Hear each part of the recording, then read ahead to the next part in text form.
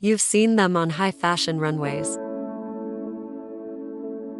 You've seen them carved into the very architecture of West Africa. But what if I told you these symbols aren't just art? They are a secret code, a silent language born from a king's defiance in the face of death. This is the hidden history of the Adinkra symbols and the story of the king who refused to let his culture be silenced. In the early 19th century, in what we now know as Ghana and Ivory Coast, two powerful kingdoms stood on the brink of conflict: the Asante and the Gyaman. The Gyaman were led by King Nana Kwadwo Adinkra, a ruler known for his wisdom, his pride, and a fateful ambition. In an act that would ignite a war, King Adinkra attempted to copy the golden stool, the most sacred symbol of the Asante kingdom, believed to house the very soul of their nation. To the Asante, this was the ultimate insult, a declaration of arrogance that could only be answered with blood. A massive war erupted. The Asante, with their formidable military might, overwhelmed the Gyaman forces. King Adinkra was captured. As he sat in captivity, facing his final days, he didn't weep or beg for his life. Instead, he began to draw. He reached for a piece of charcoal and the cloth of his own robes, realizing that while a king can be captured,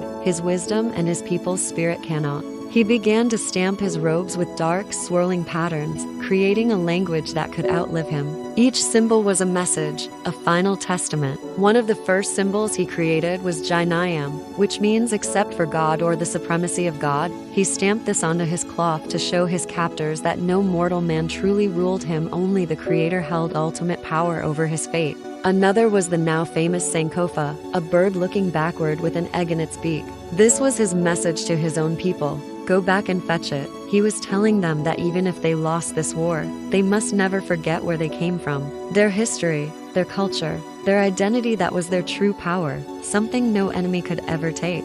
He created symbols for strength, for patience, for wisdom. His final act wasn't one of surrender, but of preservation. When the Asante warriors saw what he was doing, they were stunned. They saw not the arrogance of a rival king, but the profound beauty and depth of his final words. These symbols were too powerful, too meaningful to be destroyed. So, in a remarkable act of respect, they adopted the art form themselves. They named it Adinkra, meaning goodbye or parting, in honor of the captive king who used these symbols to say his final farewell to the world, ensuring his legacy would never die. What began as an act of defiance became a bridge between two cultures.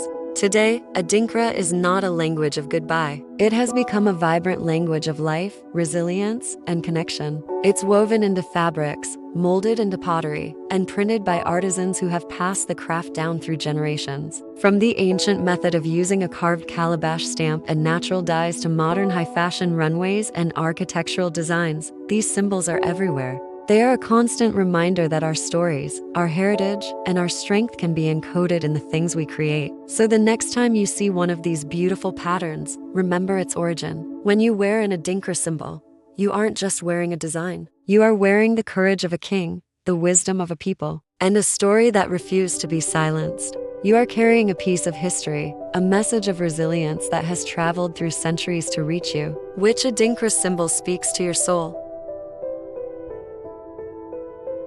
and power, or the wisdom of the Sankofa bird, reminding us to learn from our past? Let me know in the comments below. If you want to decode more of the world's ancient mysteries, make sure you hit that subscribe button. Thanks for watching.